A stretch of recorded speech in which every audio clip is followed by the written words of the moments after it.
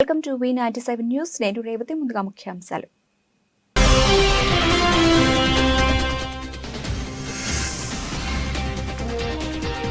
Hero Vin Diesel పై లైంగిక దాడి ఆరోపించిన పర్సనల్ అసిస్టెంట్.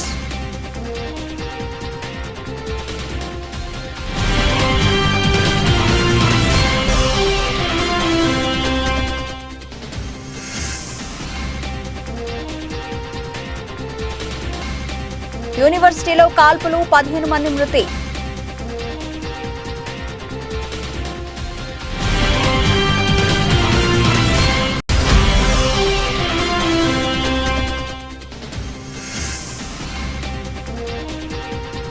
దక్షిణాదిలో పెరుగుతున్న కోవిడ్ కేసులు, తెలుగు రాష్ట్రాల్లోనూ మహమ్మారి కలవరం.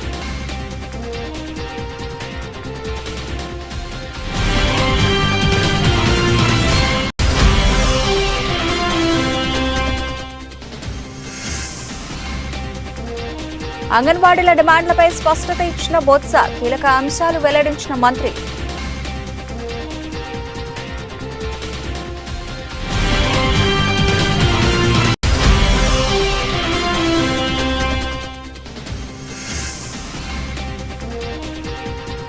హనుమకొండ జిల్లాలో ఘోర రోడ్డు ప్రమాదం, ఒకే కుటుంబానికి చెందిన 4 మృతి.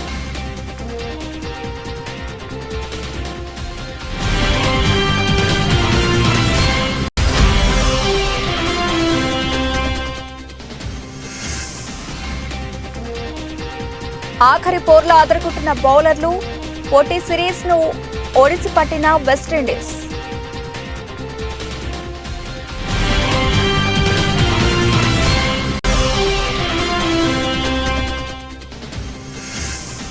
వెలవెలబోతున్న రూపాయి ఈ వారం 24 పైసలు డౌన్, 83.27 వద్దకు పతనమైన Indian currency.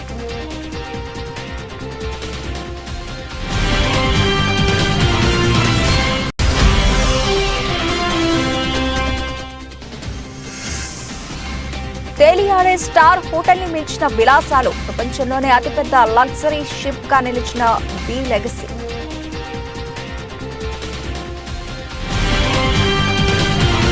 Fast and Furious film hero Vin Diesel పై లైంగిక ఆరోపణలు వచ్చాయి.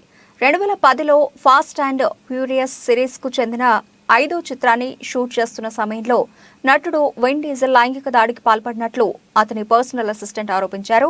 హీరో తరఫున లాయర్ మార్క్ సింక్లెయిర్ ఈ కేసును వాదిస్తున్నారు. పర్సనల్ అసిస్టెంట్ ఆస్టా జోనాసన్ కోర్టును ఆశ్రయించారు. సినిమాలో ఓ సీన్ కోసం నటన చేస్తూ తనను గోడకు నొక్కి అటాక్ చేసినట్లు ఆస్టా ఆరోపించింది.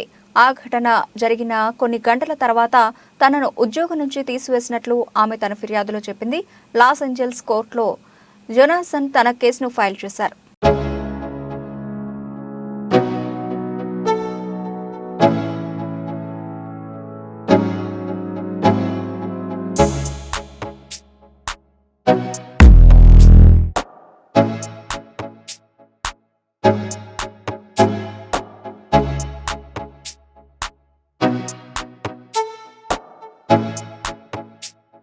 చెక్ రిపబ్లిక్ రాజధాని ప్రాగ్లో కాల్పులు కలకలం సృష్టించాయి.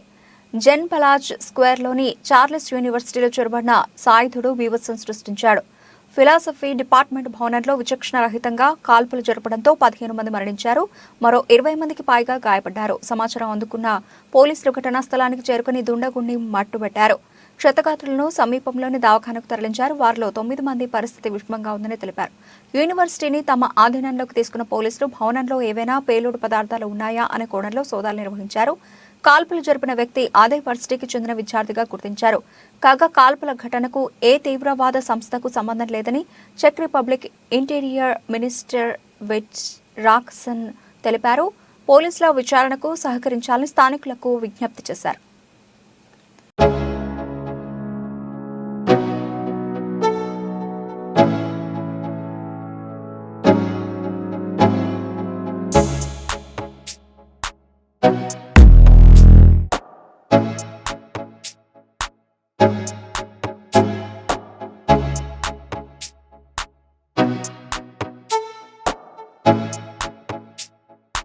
దక్షిణాది రాష్ట్రాల్లో కోవిడ్ కేసులు రోజు రోజుకు పెరుగుతూ ఆందోళన కలిగిస్తున్నాయి. దేశంలో చాప కింద నీరులా మెల్లమెల్లగా మహమ్మారి విస్తరిస్తోంది. దీంట్లో భాగంగా దేశంలో ప్రస్తుతం 2,997 కేసులు నమోదు కాగా గడిచిన 24 గంటల్లోనే 328 కొత్త కేసులు నమోదయ్యాయి. కోవిడ్ సోకి ఒకరు మృతి చెందడం ఆందోళన కలిగిస్తోంది. దక్షిణాది రాష్ట్రాల్లో కోవిడ్ కేసులు రోజు రోజుకు పెరుగుతూ ఆందోళన కలిగిస్తున్నాయి. దేశంలో చాప కింద నీరులా మెల్లమెల్లగా మహమ్మారి విస్తరిస్తోంది. దీనిలో భాగంగా దేశంలో ప్రస్తుతం 2,997 కేసులు నమోదు కాగా గడిచిన 24 గంటల్లోనే 328 కొత్త కేసులు నమోదయ్యాయి. కోవిడ్ సోకి ఒకరు మృతి చెందడం ఆందోళన కలిగిస్తోంది.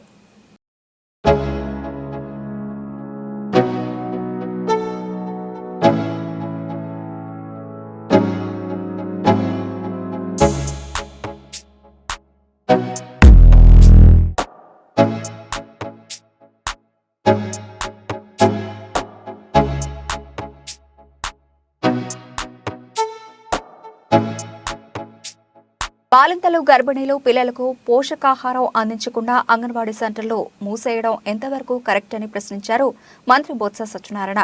అంగన్వాడీ వర్కర్లకు జీతాలు పెంచేందుకు ప్రభుత్వం సానుకూలంగా ఉందని స్పష్టం చేశారు. కాకపోతే కాస్త సమయం పడుతుందన్నారు. మిగిలిన డిమాండ్లను పరిష్కరించేందుకు ప్రభుత్వం సానుకూలంగా ఉందన్నారు. రాజకీయ పార్టీల ఉచ్చులో పడకుండా సమ్మె విరమించాలని విజ్ఞప్తి చేశారు. తన మాటను వింటారని ఆశిస్తారని భావిస్తున్నట్లు తెలిపారు. అంగన్వాడీలకు వేతనాలు 26,000 రూపాయలు అయినా ఇవ్వాలని కోరినట్లు చెప్పారు. తెలంగాణలో కంటే అధికంగా ఇవ్వాలని డిమాండ్ చేసినట్లు తెలిపారు. దీనిపై అధికారులతో సమీక్షలు జరుపుతున్నట్లు బొత్స వివరించారు. ఇప్పటికే అంగన్వాడీలతో చర్చలు జరిపినట్లు పేర్కొన్నారు. ఇప్పటి వరకు రాష్ట్ర ప్రభుత్వం ఇస్తున్న గ్రాడ్యుటీని 50,000 రూపాయల నుంచి ₹1,00,000 చేస్తామని, హెల్పర్లకు 20,000 నుంచి 40,000 రూపాయలు ఇస్తామని చెప్పినట్లు వెల్లడించారు. అంగన్వాడీలను మినీ సెంటర్ల నుంచి మెయిన్ సెంటర్లుగా ఏర్పాటు చేయాలనే డిమాండ్పై రాష్ట్ర ప్రభుత్వం సానుకూలంగా ఉన్నట్లు చెప్పారు. స్థానికంగా ఉన్న జనాభా ప్రాతిపదికన సెంటర్లను ఏర్పాటు చేసేందుకు సిద్ధంగా ఉన్నట్లు వివరించారు. కేంద్ర ప్రభుత్వం ఆదేశాల మేరకు సెంటర్లను ఏర్పాటు చేస్తామన్నారు. ఈ అంశాలపై ముఖ్య కార్యదర్శులతో చర్చించి సంప్రదింపులు జరిపి నిర్ణయం తీసుకున్నట్లు తెలిపారు. మేము 19లో 11,500 ఇస్తే వాళ్ళు 21లో 21 చూడమైంది. అంటే ఈ 2 సంవత్సరాలు కూడా తెలంగాణ కంటే మనం ఎక్కువ ఇచ్చాం కదా. ఇప్పుడు దానికంటే ఎక్కువ పంట దాన్ని మాత్రం మేము అన్నామంటే ఇది సమయం కాదు. 2 నెలల్లో మనం సాధారణ ఎన్నికలకు వెళ్తున్నాము. ఎన్నికలైన తర్వాత దీని మీద సానుకూలమైన నిర్ణయం తీసుకుంటాం తప్పకుండా మీ పట్ల. ఎందుకంటే జగన్మోహన్ రెడ్డి గారు మహిళా పక్షపాతి. ఆయన ఏ విషయంలోనూ సరే మహిళలకి ఏదైనా చిన్న అంశంలో ఏదైనా ఇబ్బంది వస్తుందంటే వెంటనే ఆయన స్పందన చేస్తారు. అందుకే ఏదైతే ఇందాక మీకు చెప్పిన ఈ 11 అంశాల్లో ఉన్నాయో ఈ 10 అంశాలని ఆయన కూర్చొని డిస్కస్ చేసి వీటన్నిటి కూడా ఆమోదించమని చెప్పారు. మీ ప్రమోషన్స్ కానీ, మీ ఏజ్ రిస్ట్రిక్షన్ కానీ, ప్రమోషన్లో ఏజ్ ఎన్హాన్స్మెంట్ కానీ, ఏదో గ్రాట్యుటీని కేంద్ర ప్రభుత్వం ఇచ్చిన అయిపోయినా 50,000 రూపాయలు, ₹1,00,000, 20,000 రూపాయలు ఇస్తుంది, 40,000 రూపాయలని. అలాగే ఏదైతే మినీ అంగన్వాడీ సెంటర్ మినీ అన్న వాటిని పరిశీలించి ఇవన్నీ చేయమని చెప్పని ఆయన వచ్చి ఆదేశించారు. ఆదేశానుసారం మేము వచ్చి సమావేశం పెట్టాం. మరి ఎందుకోసం నాకు అర్థం అవ్వట్లే. మేము కోరింది ఏంటి? 3 నెలల సమయం కోరాం. ఎన్నికలు ఏప్రిల్లో అయిపోతాయి. ఆ తర్వాత దీని మీద చర్చించుకొని తప్పకుండా మీ జీతాలకి ఆ పెంపు మీద ఒక నిర్ణయం తీసుకుంటాము. మీ కోరికను మేము కాదనలేదు. మీ సమస్య తెలంగాణను మీరు ఇచ్చారు కాబట్టి మేము మేనిఫెస్టోని తీసుకొచ్చి పెట్టాం తప్ప మేము లేకపోతే మీరు అన్నారు మేనిఫెస్టో పెట్టారు కాబట్టి ఎందుకు మేనిఫెస్టో పెట్టిన ప్రకారము అధికారం వచ్చిన తర్వాత మీకు 1,000 రూపాయలు ఎన్హాన్సెస్ ఇచ్చాము. కానీ ఎప్పుడు తెలంగాణ పోయింది అప్పుడు పెంచుతామని నేను చెప్పలేదే. అయితే ఎన్నో అంశాల్లో తెలంగాణ మనకంటే తక్కువ ఇస్తుంది, ఎక్కువ ఇస్తుంది ఉన్నాయి. డిఫరెన్స్ ఏ స్టేట్ ఉన్నాయి. ఈ దేశంలో మన పక్కనున్న ఒరిస్సాని కానీ ఇంకో రాష్ట్రం కానీ తీసుకుంటే ఆ లిస్టులు కూడా ఉన్నాయి. మనకంటే వెనకాతలు వచ్చి సుమారు 14-15 రాష్ట్రాలు మనకంటే తక్కువ ఇస్తున్నాయి. దాంతో మేము కంపేర్ చేయము. దాంతో మాకు అవసరం లేదు. మీది ఏదైతే మీకున్న సమంజసం కోరుకుందో జీతం పెంచాలని మీరు కోరుకుంటున్నారు, తప్పకుండా దాని మీద చర్చిద్దాం, నిర్ణయం తీసుకుందాం. మీరు చెప్పింది కూడా ముఖ్యమైన చెప్తాం. ముందు మీరు విధుల్లోకి వెళ్ళండి. ఉన్న బాలింతలు ఉన్న ఎవరైతే పిల్లలు బాలికలు ఉన్నారో వాళ్ళకి ఇబ్బంది వస్తుంది. అది ధర్మం కాదు. ఆ బాలింతలకి ప్రెగ్నెంట్ లేడీలకి ఇవ్వాల్సిన ఏదైతే కిట్లు వైఎస్ఆర్ కిట్ ఉందో, అలాగే బాలామృతం ఏదైతే ఇస్తున్నామో వాటన్నింటినీ కూడా మీరు ఇలా పెట్టి స్ట్రైక్ చేస్తే సన్ అని చెప్పిన పంతోని వాళ్ళని పస్తులు పెట్టడం, వాళ్ళకి ఇవ్వడం ధర్మం కాదని చెప్పి వాళ్ళని పదే రిక్వెస్ట్ చేస్తాం. కీసర మండల కేంద్రంలో ఎంపీడీఓ కార్యాలయ ఆవరణలో జరిగిన షాదీ ముబారక్ కళ్యాణ్ లక్ష్మి చెక్కుల పంపిణీ కార్యక్రమంలో పాల్గొనడం జరిగింది. కీసర మండలం దమ్మాయిగూడ నాగారం మున్సిపాలిటీకి చెందిన 35 మంది లబ్ధిదారులకు ₹1,116 చెక్కులను పంపిణీ చేయడం జరిగింది.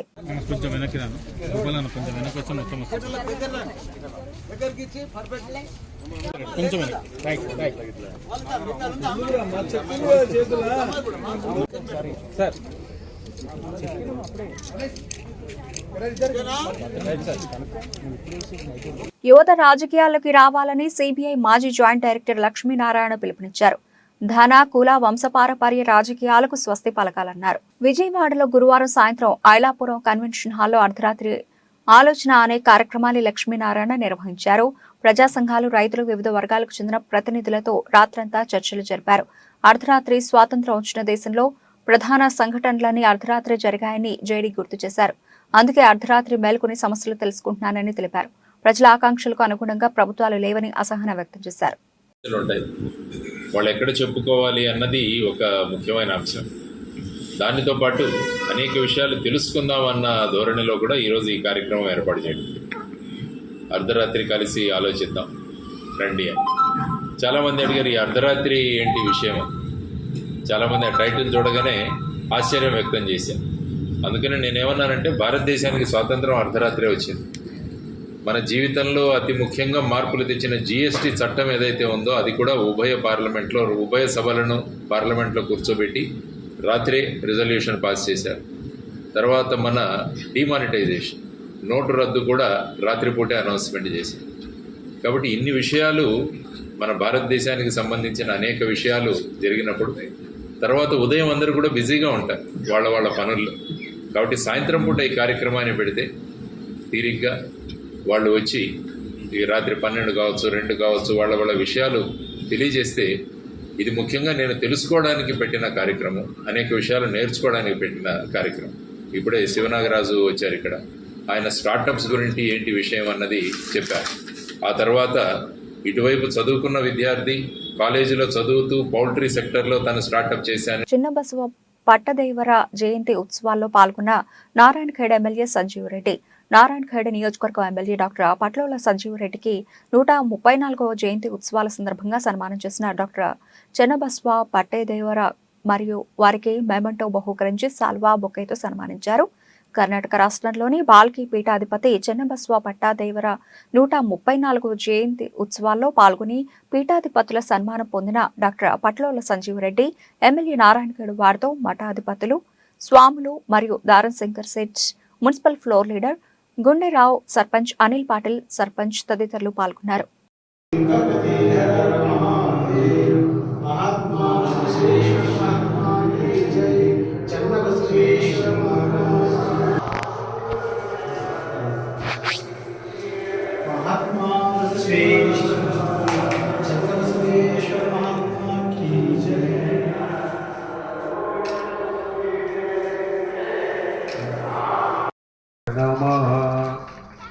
ఓం శ్రీ గురు బసవలింగాయ నమః.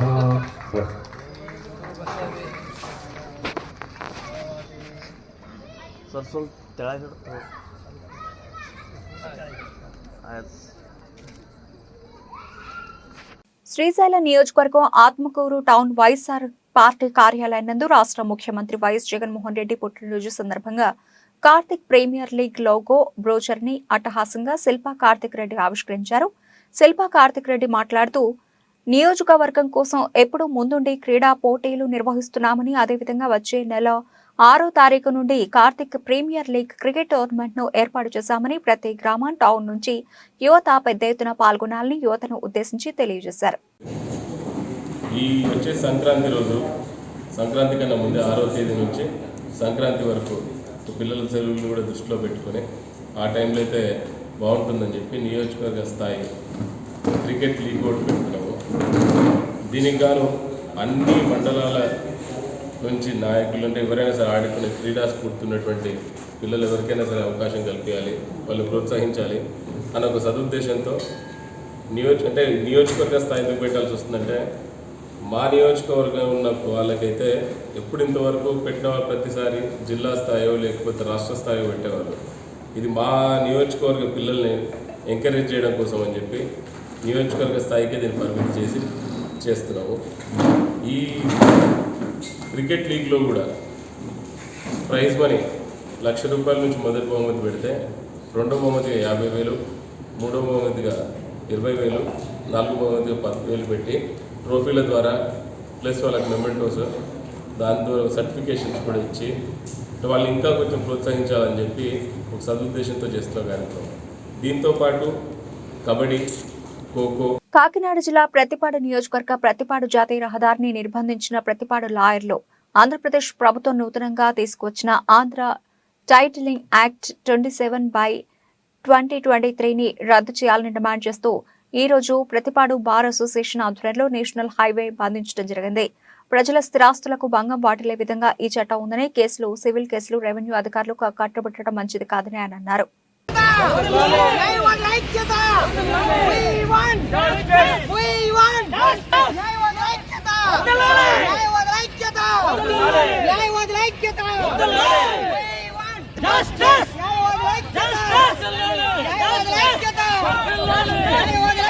ప్రతిపాడు భారత ఆధ్వర్యంలో జరిగే ఈ నేషనల్ హైవే రాస్తా రోకోకు హాజరైన మా భారత సభ్యులందరికీ ధన్యవాదాలు. ఈ విధంగా కూడా గవర్నమెంట్ న్యాయవాదులు వ్యతిరేకంగా ఇటువంటి చట్టాలు తీసుకుంటే ఈ ఉద్యమాన్ని మరింత ఉధృతం చేస్తామని ఈ కార్యక్రమాన్ని వచ్చేసిన న్యాయవాదులందరికీ మరొకసారి తెలుసుకుంటూ సెలవు. జగన్ సర్కార్ తీసుకువచ్చిన టైటిలింగ్ యాక్ట్ 2023 రద్దు చేయాలని మనం రాష్ట్ర వ్యాప్తంగా నిరసనలు, సమ్మెలు చేస్తా ఉన్నాం. ప్రజల స్థిరాస్తులను నాశనం చేసే ఈ నల్ల చట్టాన్ని జగన్ సర్కార్ ఏకపక్షంగా తీసుకురావడం జరిగింది. సివిల్ కేసుల పరిధిని కోర్టుల్లో కాకుండా టైటిలింగ్ యాక్ట్ ఆఫీసర్ని నియమించి ఆర్టీఓ, ఎంఆర్ఓ స్థాయి ఆఫీసర్ల కోర్టులో సివిల్ కేసులు విచారించే పరిధి తీసుకువచ్చింది. ఇప్పటి వరకు ఎంఆర్ఓ కోర్టుల్లో, ఆర్టీఓ కోర్టుల్లో ఎటువంటి న్యాయం జరుగుతుందో పేద ప్రజలకు మనం చూస్తూ ఉన్నాం. ఇక ముందు కూడా ప్రజల స్థిరాస్తులకు ఎటువంటి భరోసా లేకుండా ప్రజల స్థిరాస్తులను కాపాడలేని విధంగా ఈ చట్టాన్ని, నల్ల చట్టాన్ని, చీకటి చట్టాన్ని జగన్ సర్కార్ తీసుకురావడం జరిగింది. ఈ సందర్భంగా ప్రజల స్థిరాస్తులకు నాశనం చేసే, భంగం కలిగించే సివిల్ కేసుల పరిధిని ఆర్టీఓ, టైటిలింగ్ ఆఫీసర్ పరిధిలోకి తీసుకొచ్చే చీకటి చట్టాన్ని రద్దు చేయాలని ప్రతిపాడు బార్ అసోసియేషన్ ఈ సందర్భంగా మేము నిరసనలు తెలియజేస్తా ఉన్నాం. అందులో భాగంగానే ఈ చట్టాన్ని రద్దు చేసే వరకు మా నిరసనలు, మా ఆందోళనలు కొనసాగిస్తామని తెలియజేస్తా ఉన్నాం. ప్రభుత్వ వైపు ఆలేరు ఎమ్మెల్యే బీర్ల ఐలయ్యని ప్రముఖ పుణ్యక్షేత్రం యాదాద్రి శ్రీ లక్ష్మీనరసింహస్వామివారి ఆలయ నూతన ఈవో ఎం రామకృష్ణారావు మర్యాదపూర్వకంగా కలిశారు. రేపు ఉదయం జరగబోయే వైకుంఠ ఏకాదశి ద్వారా దర్శన కార్యక్రమానికి సాదరంగా ఆహ్వానించారు. వీరితో పాటు ఆలయ అధికారులు ఉన్నారు.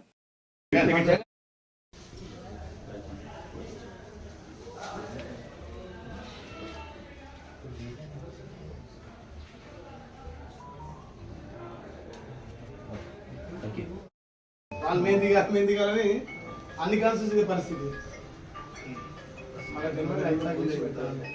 వనపర్తి జిల్లా మదనాపురం మండలంలోని నెల్వీడు తాండాలో 2 సంవత్సరాలకు ఒకసారి ఘనంగా నిర్వహించే శ్రీ శ్రీ శ్రీ పోచమ్మ తల్లి ఉత్సవాల్లో భాగంగా తండావాసుల పిలుపు మేరకు వెళ్లి ప్రత్యేక పూజలు నిర్వహించిన దేవరకద్ర మాజీ ఎమ్మెల్యే ఆళ్ల వెంకటేశ్వర రెడ్డి, బీఆర్ఎస్ నాయకులు, కార్యకర్తలు, గ్రామ తాండావాసులు పాల్గొన్నారు.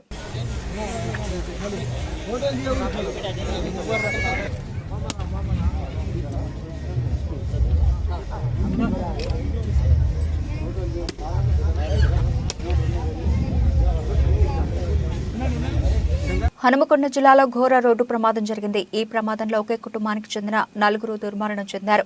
ఎల్కతుర్తి మండలం శాంతినగర్ వద్ద రోడ్డు ప్రమాదం జరిగింది. ఎదురెదురుగా వస్తున్న కారు, లారీ ఒకదానికొకటి బలంగా ఢీకొన్నాయి. దీంతో 4 అక్కడికక్కడే మృతి చెందారు. మరో 3కి తీవ్ర గాయాలయ్యాయి. ఏటూరు నాగారం నుంచి వేములవాడకు వెళుతుండగా ఘటన చోటు చేసుకుంది. ఏటూరు నాగారం మండల కేంద్రానికి చెందిన మంతెన శంకర్ తన కుటుంబ సభ్యులతో కలిసి కారులో వేములవాడ వెళ్తున్నారు. మార్గం మధ్యలో హనుమకొండ జిల్లా ఎలకతుర్తి సమీపంలో కారును ఇసుక లారీ ఢీకొట్టింది. దీంతో కారులో ప్రయాణిస్తున్న మంతెన కాంతయ్య, మంతెన శంకర్, మంతెన భారత్, మంతెన వందన నలుగురు అక్కడికక్కడ మృతి చెందారు. మరో ముగ్గురికి తీవ్ర గాయాలయ్యాయి. క్షతగాత్రులను చికిత్స నిమిత్తం వరంగల్ ఎంజీఎంకు పోలీసులు తరలించారు. తీవ్రంగా గాయపడిన మంతెన రేణుక, మంతెన భార్గవ్, మంతెన శ్రీదేవి ఎంజీఎంలో చికిత్స పొందుతున్నారు. ఒకే కుటుంబానికి చెందిన నలుగురు చనిపోవడంతో ఏటూరు నగరంలో విషాద ఛాయలు అలుముకున్నాయి. మృతులు బంధువులు కన్నీరు మున్నీరవుతున్నారు.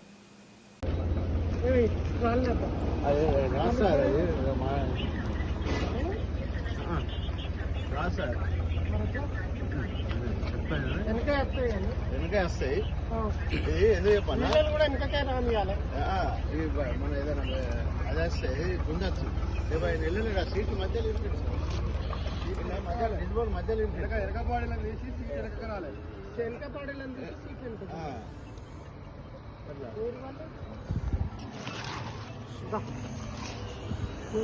రెండుసార్లు టీ20 వరల్డ్ కప్ గెలుపొందిన వెస్టిండీస్ జట్టు స్వదేశంలో ఆదరకొడుతోంది. ఇప్పటికే ఇంగ్లాండ్తో జరిగిన వన్డే సిరీస్ కైవసం చేసుకున్న కరీబియన్ జట్టు పొట్టి సిరీస్ను కూడా ఓడిసిపట్టింది. ఉత్కంఠ రేపిన ఆఖరి టీ20లో బౌలర్లు రాణించడంతో రౌమన్ పావెల్ సేన అద్భుత విజయం సాధించింది. 5 టీ20ల సిరీస్ను 3-2తో సిరీస్ సొంతం చేసుకుంది. ఇంగ్లాండ్ నిర్దేశించిన 133 పరుగుల లక్ష్యాన్ని విండీస్ 6 వికెట్ల నష్టాన్ని 19.2 ఓవర్లలో ఛేదించింది. ఆఖరి ఓవర్లో విండీస్ విజయానికి 10 రన్స్ అవసరమయ్యాయి. క్రిస్ వోక్స్ చేసిన తొలి బంతికి జేసన్ హోల్డర్ 3 పరుగులు తీశాడు. ఆ తర్వాత బంతిని షాయ్ హోప్ సిక్సర్గా మలిచాడు. దాంతో వెస్టిండీస్ 4 వికెట్ల తేడాతో చిరస్మరణీయ విజయం సాధించింది. గుడకేష్ మోతీకి ప్లేయర్ ఆఫ్ ది మ్యాచ్ సెంచరీలతో కదం తొక్కిన ఫిలిప్ సాల్ట్కు ప్లేయర్ ఆఫ్ ది సిరీస్ అవార్డులు దక్కాయి. ట్రినిడాడ్లోని బ్రియాన్ లారా స్టేడియంలో జరిగిన 3వ టీ20లో ఇంగ్లాండ్ తలబడింది. విండీస్ బౌలర్ గుడకేష్ మోతీ 3 వికెట్లతో ఇంగ్లీష్ జట్టును దెబ్బతీశాడు. Philip Salt, Livingstone, Moeen Ali రాణించడంతో బట్లర్ బృందం 132 రన్స్ కొట్టింది. స్వల్ప లక్ష్య ఛేదనలో విండీస్ ఆటగాళ్లు షాయ్ హోప్, షెర్పానే రూథర్ఫోర్డ్ కీలక ఇన్నింగ్స్తో జట్టును విజయ తీరాలకు చేర్చారు. ఇంగ్లాండ్ బౌలర్లలో ఆదిల్ రషీద్, చాప్లే రెండేసి వికెట్లు పడగొట్టారు.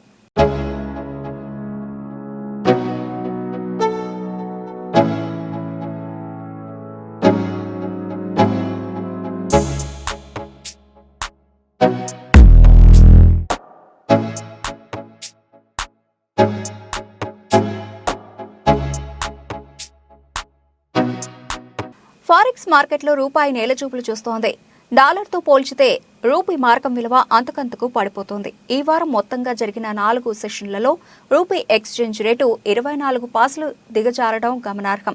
గురువారం 9 పైసలు కోల్పోయి 83.27 వద్ద స్థిరపడింది. అంతకుముందు బుధవారం ట్రేడింగ్లో ఎక్కడికక్కడే ఉన్న రూపాయి మార్కం విలువ మంగళవారం 8 పైసలు, సోమవారం 7 పైసలు చొప్పున నష్టపోయింది. దీంతో క్షీణత స్థాయి 24 పైసలకు చేరింది. ఎర్ర సముద్ర మార్గంలో సాగుతున్న అంతర్జాతీయ వర్తక వాణిజ్య కార్యకలాపాలకు అంతరాయం కలగడంతో మదుపర్ల సెంటిమెంట్ ఒక్కసారిగా బలహీనపడిందని ఫారెక్స్ మార్కెట్ నిపుణులు ట్రేడింగ్ సరళిని విశ్లేషిస్తున్నారు. ఈ క్రమంలోనే దేశీయ మార్కెట్ నుంచి విదేశీ మదుపరులు పెట్టుబడులు ఉపసంహరించుకుంటుండటం రూపీ విలువను అంతకంతకు పతన దిశగా నడిపిస్తోందని వారు పేర్కొంటున్నారు. స్టాక్ ఎక్స్చేంజ్ల వివరాల ప్రకారం బుధవారం విదేశీ సంస్థాగత మదుపరులు భారతీయ ఈక్విటీ మార్కెట్ల నుంచి 1,322.08 కోట్ల పెట్టుబడులను వెనక్కి తీసుకున్నారు. నిజానికి దేశీయ స్టాక్ మార్కెట్లు గురువారం లాభాల్లో ముగిశాయి. అయినప్పటికీ ఆ ప్రభావం ఫారెక్స్ మార్కెట్పై పడకపోవడానికి ఈ రకమైన గ్లోబల్ అనిశ్చితి పరిస్థితులే కారణమని చెబుతున్నారు. మరోవైపు అంతర్జాతీయంగా ముడి చమురు ధరలో ఒడిదుడుకులు కూడా దెబ్బతీస్తున్నట్లు అభిప్రాయపడుతున్నారు.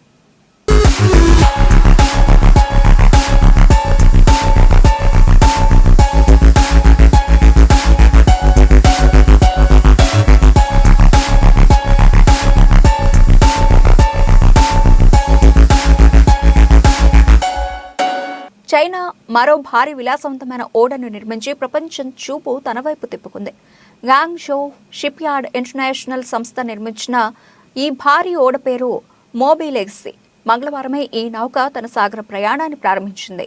తన తొలి ప్రయాణంలో ఇది గ్వాంగ్జో తీరం నుంచి ఇటలీకి బయలుదేరింది. 70,000 టన్నులకు పైగా బరువును తరలించే సామర్థ్యం మోబీ లెగసీ సొంతం. మోబీ లెగసీ 2500 మంది ప్రయాణికులను తరలించే సామర్థ్యాన్ని కలిగి ఉంది. వీటితో పాటు 800 కార్లు, ట్రక్కుల వంటి వాహనాలను తరలించే వీలుంటుంది. ఈ ఓడ పొడవు 237 మీటర్లని తయారీ సంస్థ తెలిపింది. మోబీ లెగసీలో 13 అంతస్తులు ఉంటాయి. పైన అంతస్తు వైశాల్యం 16,000 చదరపు మీటర్లు కాగా అందులో 10,000 చదరపు మీటర్ల స్థలాన్ని రెస్టారెంట్లు, విశ్రాంతి, వినోద సౌకర్యాల కోసం కేటాయించారు. ఇక ఇందులో మొత్తం 533 విలాసవంతమైన గదులు నిర్మించారు. ఇతర సౌకర్యాల్లో 2 బార్లు, 2 రెస్టారెంట్లు, ప్రొమెనేడ్ మరియు పిల్లల ఆట స్థలం ఉన్నాయి. స్టర్న్ వద్ద పక్కపక్కనే ఉంచిన 3 ర్యాంపుల ద్వారా వాహన కార్గో లోడ్ మరియు అన్లోడ్ చేయబడుతుంది. సెంట్రల్ ర్యాంప్ ప్రధాన గ్యారేజీ డెక్కి యాక్సెస్ను అందిస్తుంది. అయితే పోర్ట్ మరియు స్టార్బోర్డ్ సైడ్ ర్యాంపులు నేరుగా 3 ఎగువ గ్యారేజ్ డెక్లకు దారితీస్తాయి. ఫెరీలో 2 5.4 MGU డీజిల్ ఇంజిన్లు ఉన్నాయి. ఇవి గరిష్టంగా 25 నాట్ల కంటే ఎక్కువ వేగం మరియు 23.5 నాట్ల క్రూజింగ్ స్పీడ్ను అందిస్తాయి.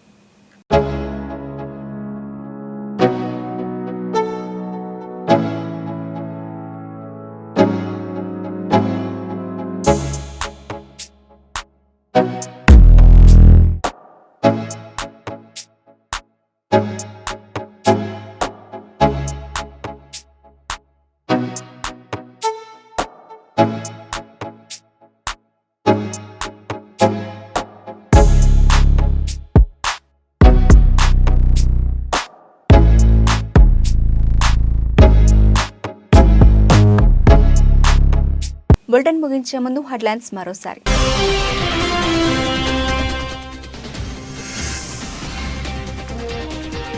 హీరో విన్ డీజిల్ పై లైంగిక దాడి ఆరోపణలు ఆరోపించిన పర్సనల్ అసిస్టెంట్.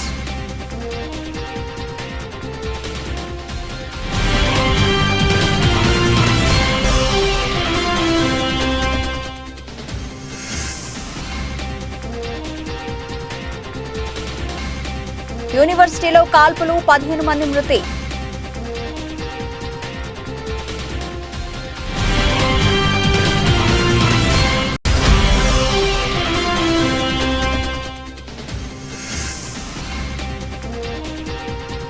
దక్షిణాదిలో పెరుగుతున్న కోవిడ్ కేసులు, తెలుగు రాష్ట్రాల్లోనూ మహమ్మారి కలవరం.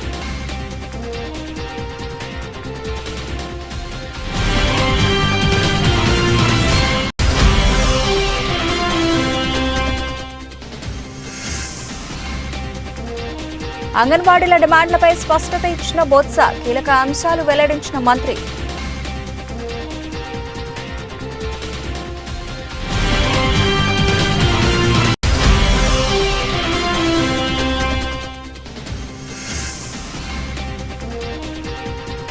హనుమకొండ జిల్లాలో ఘోర రోడ్డు ప్రమాదం, ఒకే కుటుంబానికి చెందిన 4 మృతి.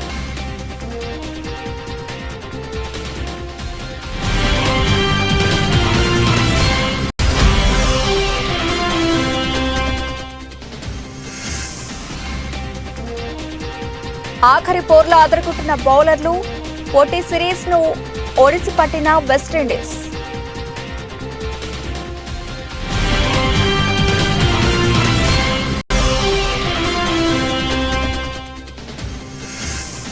వెలవెలబోతున్న రూపాయి ఈ వారం 24 పైసలు డౌన్, 83.27 వద్దకు పతనమైన ఇండియన్ కరెన్సీ.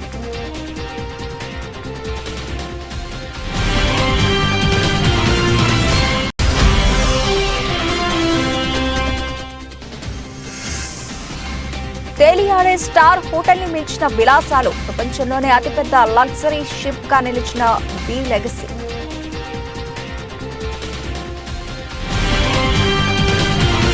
ఇవి ఇప్పటివరకు నా తెలిసిన అప్డేట్స్. మరిన్ని అప్డేట్స్ తో మళ్ళీ కలుద్దాం. అంతవరకు సెలవు, నమస్తే.